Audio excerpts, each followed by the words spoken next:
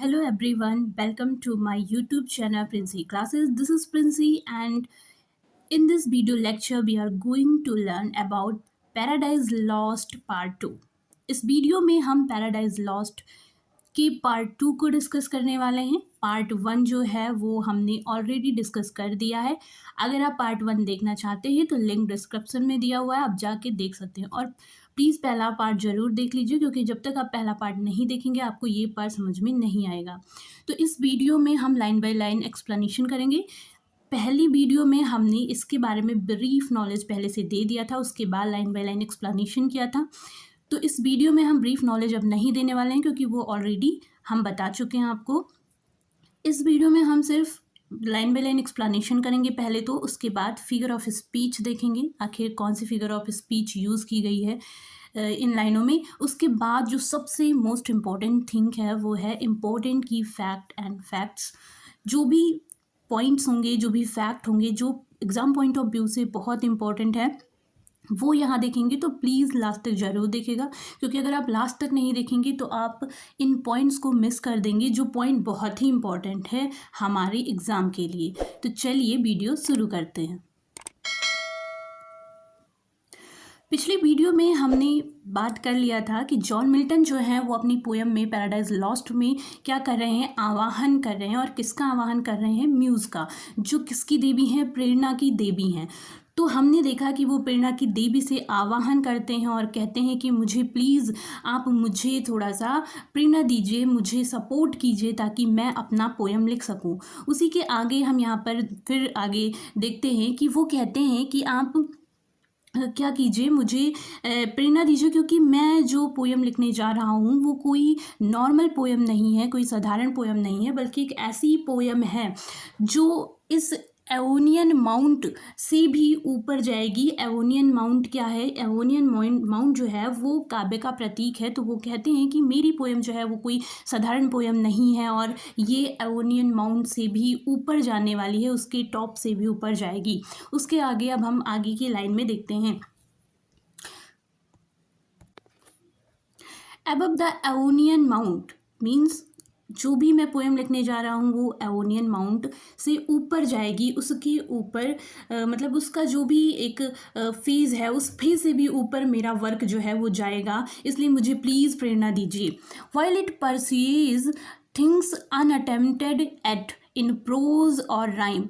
आगे मिल्टन कहते हैं कि जो भी मैं पोएम लिख रहा हूँ वो उसे टच करेगा जो अभी तक अनअटेम्प्टेड है, जिसे किसी ने भी अभी तक टच नहीं किया, जिसके बारे में किसी ने भी अभी तक बात नहीं किया है। इन प्रोज और राइम, यानी ना तो किसी ने उसे गद्य में या पद्य में, किसी में भी, ना प्रोज में ना उसे पोइट्री में, किसी ने भी अभी तक उसके बारे में कोई बात नहीं की है, उस पर कोई वर्क नहीं लिखा है। एंड चीफली दाउ स्प्रिट, और फिर कह रहे हैं कि चीफली दाउ स्प्रिट यानी हे दिव्य शक्ति, हे दिव्य आत्मा, that dost prefer before all temples the upright heart and pure. यानी वो कह रहे हैं हे दिव्य आत्मा, जो मंदिर से अधिक शुद्ध हृदय को, जो हार्ट है, जो प्योर है, किससे भी ज़्यादा, टेम्पल से भी ज़्यादा, यानी मंदिर जो है जिसे सबसे पवित्र माना जाता है, सबसे शुद्ध माना जाता है, उससे भी ज़्यादा अधिक जो प्योर है, जो शुद्ध है, उस हृदय को आप क्या करती हैं? प्रिफर करती हैं, यानी उसे आप सबसे ज़्यादा श्रेष्ठ मानती हैं। इंस्ट्रक्ट मी, मुझे क्या कीजिए? इंस्ट्रक्ट कीजिए, मुझे सिखाइए।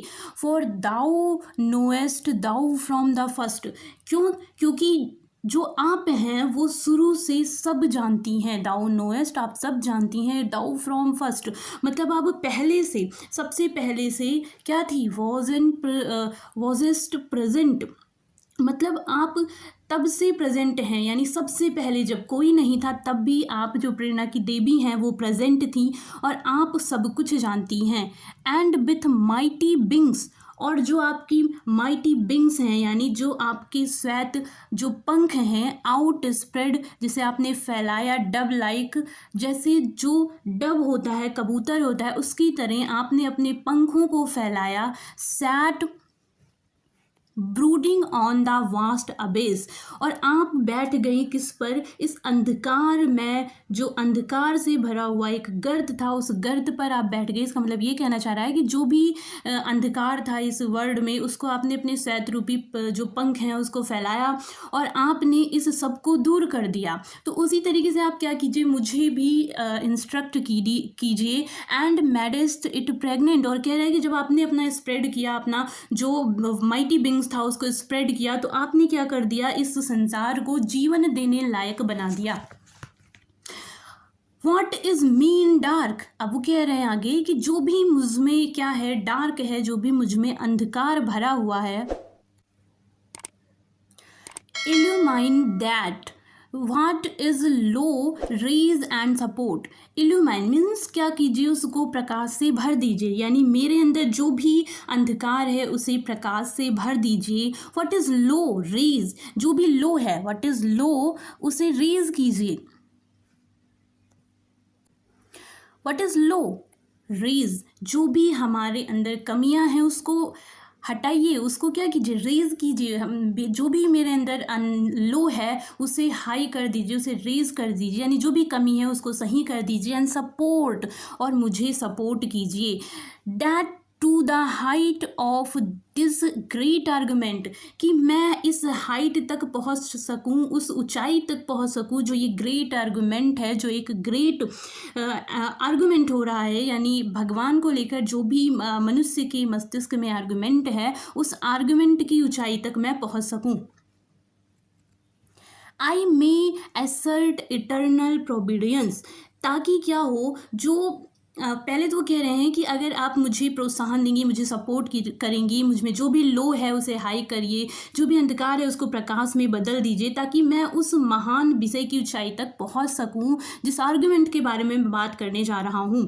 और आई मे असर्ट, और मैं दिखा सकूं इटर्नल प्रोविडेंस, की जो ईश्वर की योजना है वो क्या रहती है, सदियों तक बनी रहती है। इटर्नल प्रोविडेंस है यानी वो लगातार शाश्वत चलने वाला एक जो भी काम वो करते हैं वो सदियों तक चलने वाला काम होता है। एंड जस्टिफाई, और मैं जस्टिफाई कर सकूं इस बात को कि जो the way of God to man, यानी मैं उस ईश्वर के कार्यों को जस्टिफाई कर सकूं जो वो मनुष्य के लिए करता है, यानी मनुष्य के जीवन में जो कुछ भी होता है उसमें ईश्वर जो करता है वो कहीं ना कहीं भले के लिए करता है। इस बात को, इस आर्गूमेंट को, इस ग्रेट जो आर्गूमेंट है उसको मैं जस्टिफाई कर सकूं, ऐसी बात मिल्टन यहाँ पर करते हैं। तो इस पूरे अगर हम पोयम की बात करें तो इस पूरी पोयम में जो मिल्टन है वो बस क्या कर रहे हैं, आवाहन कर रहे हैं, वो खुद के लिए शक्तियाँ मांग रहे हैं, क्योंकि वो एक ऐसा महाकाव्य लिखने जा रहे हैं जो ना तो अभी तक किसी ने प्रोज में लिखा था, ना ही पोइट्री में लिखा था।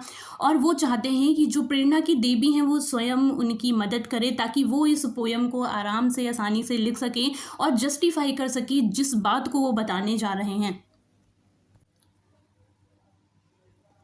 अब यहाँ पर हम थोड़ा सा पॉइंट देख लेते हैं, कुछ पॉइंट जो है जैसे पहली तो बात जॉन मिल्टन के द्वारा लिखी गई पोयम है। अब पहला जो एक छोटा सा की पॉइंट है इसे आप नोट डाउन कर सकते हैं। जैसे ये बिब्लिकल थीम में लिखा गया है, यानी बाइबल से ली गई थीम है और एक इपिक लिटरेरी स्ट्रक्चर है इसका।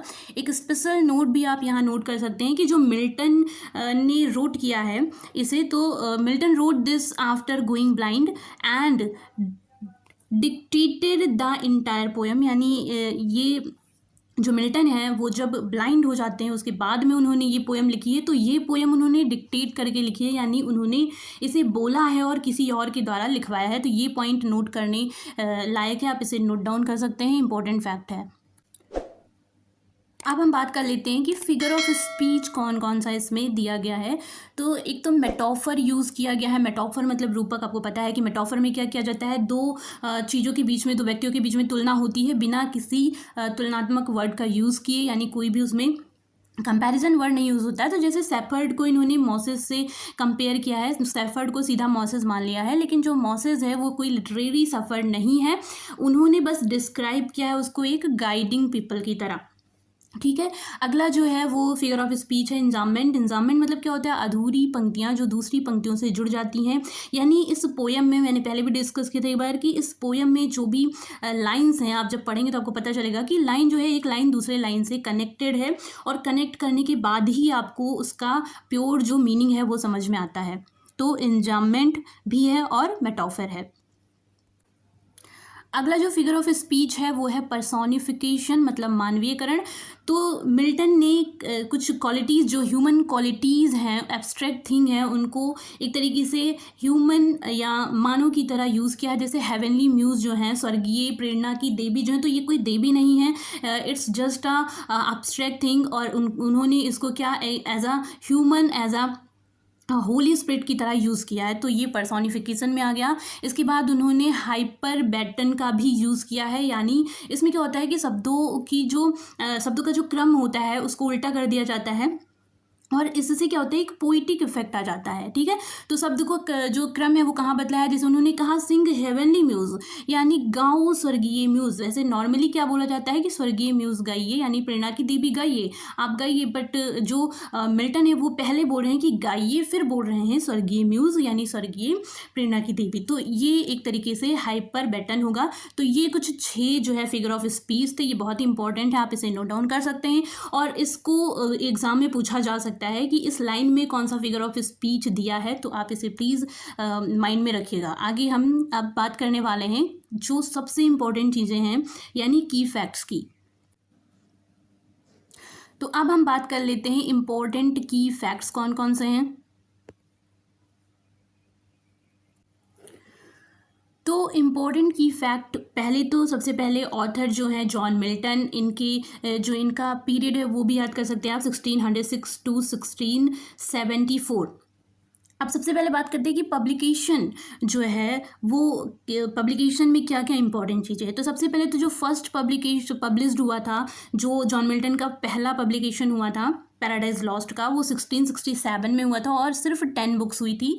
फिर इसको रिवाइज किया गया और पब्लिश किया गया 1674 में, और यहाँ पर कितनी बुक्स थी, यहाँ पर 12 बुक्स थी। तो यानी लास्ट में जब टोटल बुक्स जो है वो काउंट किया जाएगा तो कितने हैं, टोटल 12 बुक्स हैं, और ये फाइनल रिवीजन करने के बाद 12 बुक्स होती हैं। तो ये पूछा जा सकता है कि पहले कितनी बुक थी, तो पहले 10 बुक्स थी, उसके बाद 1667 में हो सकता है, इसका जो ईयर है वो भी पूछ सकता है। तो 1667 में 12 बुक्स लास्ट में जब रिवाइज किया जाता है तो हो जाती हैं। और हमने कौन सा पढ़ा है, सिर्फ बुक 1 पढ़ा है। ठीक है, तो हमने यहाँ पर बुक 1 पढ़ा, लेकिन टोटल है कितनी, टोटल 12 बुक्स हैं। और जो 12 बुक जो लास्ट में बनती है वो किससे इंस्पायर्ड होती है, तो वर्जिल्स एनिएड से। ठीक है, एनिएड से ये क्या है, इंस्पायर करके 12 बुक लास्ट में हो जाता है, चेंज किया जाता है। फिर अब इसकी मेन थीम के बारे में बात कर ले तो हो सकता है पूछ लिया जाए कि इसकी मेन थीम क्या थी। तो ये जो पोयम है, the poem is about man's first disobedience. तो जो पोयम है वो मानव की पहली डिसोबीडियंस पर जो बेस्ड है, और इस पे फोकस किया गया है कि जो फाल हुआ था एडम और ईव का, वो क्या था, फाल क्यों हुआ था। और वो इसमें बाइबलिक थीम का यूज़ करते हुए बताते हैं कि जो मानव है उसका जन्म कैसे हुआ। तो पहला मानव, पहली जो मानव जो था वो कौन था, और पहली महिला जो है वो कौन थी। तो इस तरीके से यहाँ पर जो थीम है वो ये है। इसके स्टाइल के बारे में बात कर लें तो ब्लैंक वर्स जो है, ब्लैंक वर्स में लिखा गया है, ये मैं पहले भी बता चुकी हूँ ब्रीफ इंट्रोडक्शन में। तो स्टाइल कैसा है, ब्लैंक वर्स है। और ब्लैंक वर्स का मतलब क्या होता है, और ये आयम्बिक पेंटामीटर में लिखा गया है। ब्लैंक वर्स मतलब क्या होता है कि तुक नहीं होता है, उसमें कोई भी लय मिलेगा लेकिन तुक नहीं मिलेगा। अब हम बात कर लेते हैं इसमें मेन कैरेक्टर्स कौन है। जो सबसे इंपॉर्टेंट चीज़ है कि कैरेक्टर कौन कौन सा है जो मेन है। तो सबसे पहले तो एडम के बारे में यहाँ पे मैं मेंशन करना भूल गई हूँ, तो मैं खुद बता दे रही हूँ कि एडम कौन थे। एडम जो हैं वो फर्स्ट ह्यूमन बींग्स माने जाते हैं जो गॉड के द्वारा क्रिएट किए गए थे। उसके बाद ईव जो हैं वो कौन है, फर्स्ट वुमेन है क्रिएटेड बाय एडम्स रिब, जो एडम की रिब से बनाई गई थी। क्योंकि जब एडम जो था, ऐसा जो जॉन मिल्टन है वो लिखते हैं कि, ऐसा बताते हैं कि जो एडम हैं वो अकेले थे, उन्हें कंपेनियन की ज़रूरत थी। तो उन्होंने गॉड से बोला और गॉड ने उनकी रिब से एक वोमेन को बनाया जो ईव थी। ठीक है। उसके बाद सैटर्न जो है वो भी एक इम्पॉर्टेंट करेक्टर है, बहुत ही इंपॉर्टेंट करेक्टर है। ये फॉलन एंजल है, जो क्या हुआ था, जिसने गॉड के प्रति, गॉड के अगेंस्ट क्या कर दिया था, रिवेल कर दिया था, विद्रोह कर दिया था, और इसकी वजह से गॉड ने इसे हेल में फेंक दिया था। तो ये सैटर्न जो है वो अगला करेक्टर है। एक और करेक्टर है जो बहुत इंपॉर्टेंट है, वो है son of God, A pre carnation of Christ, यानी जो क्राइस्ट हैं, जीसस क्राइस्ट है, उनका जो उन्हें कहा गया, यहाँ पर एक तरीके से कहा गया है, मसीहा जो है उनका पूर्व जो अवतार था उसके बारे में यहाँ पर डिस्क्राइब किया गया है, जो मसीहा हैं। क्योंकि पोएम में भी वो बोलते हैं कि जब जीसस क्राइस्ट आएंगे तभी क्या होगा, हमारा उद्धार होगा। तो उन्हें बस उन्हें क्या माना गया है, जो जीसस हैं उनका पूर्व जन्म है या पूर्व रूप कह सकते हैं, जो क्या करेंगे, ऑफर करेंगे साल्वेशन, यानी जो ऑफर करते हैं साल्वेशन को, मुक्ति को ऑफर करते हैं। और फिर है आर्कएंजल्स, यहाँ पर आर्कएंजल्स हैं जो कौन है, मैकेल है और गैब्रियल है। गैब्रियल है, मतलब गैब्रियल जो है और मैकेल जो है वो यहाँ पर क्या हैं, ये हैं आर्कएंजल्स, जो क्या करेंगे, सर्व करेंगे गॉड को और फाइट करेंगे सैटन से, यानी सैटन से लड़ेंगे और गॉड को यहाँ पर सर्व करेंगे। तो ये कुछ इंपॉर्टेंट की फैक्ट्स हैं, ये बहुत ही इंपॉर्टेंट की फैक्ट्स हैं। आप इसको पढ़ने के बाद, इस पोइट्री को पढ़ने के बाद आप कहीं का भी प्रैक्टिस से सॉल्व कर सकते हैं, आपके सारे क्वेश्चंस बनेंगे। और प्लीज़ अगर आपको ये लग रहा है कि इस वीडियो से आपको इन्फॉर्मेशन मिल रही है जो बहुत ही अच्छी इन्फॉर्मेशन है, या एक तरीके से कह सकते हैं आपके लिए बहुत ही ज़्यादा यूज़फुल है, तो प्लीज़ इस वीडियो को लाइक कीजिए, कमेंट कीजिए, और प्लीज़ दोस्तों के साथ शेयर कीजिए, और सब्सक्राइब करना मत भूलिएगा। और अगर हमें सपोर्ट करेंगे तो हम ऐसे ही और सारी वीडियोस बना सकते हैं। और अगर आपको किसी स्पेशल टॉपिक पे वीडियो चाहिए तो आप उसे भी कमेंट करके हमें बता सकते हैं, हम उस पर आपको वीडियो प्रोवाइड करा देंगे। आगे चलिए देखते हैं कुछ फैक्ट्स की। लास्ट में हम देख लेते हैं कुछ इंपॉर्टेंट फैक्ट्स हैं जो पोएम के, वो भी देख लेते हैं एक बार फिर से।